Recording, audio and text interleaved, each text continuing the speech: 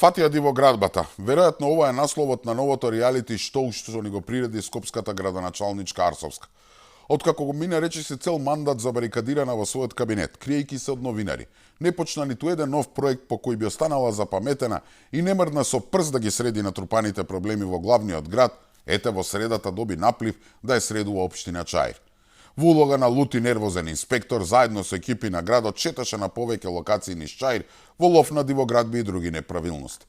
Целото шоу со кавгите, довикувањата, расправиите и недоличниот однос ги емитуваше во живо на својот Facebook профил.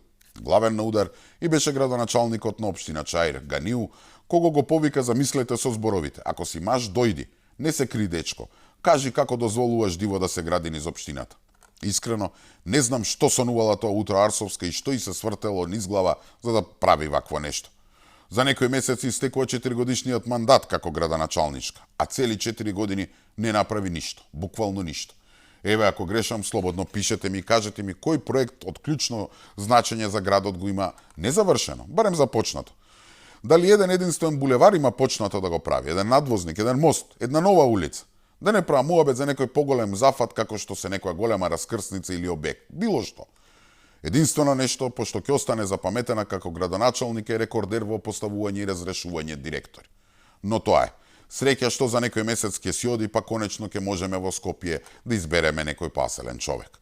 Арсовска, ево ова и беше добра проба. Може да се понуди на некоја телевизија или еве на интернет да направи некое ново, досега невидено реално шоу во стилот на Кардашијан.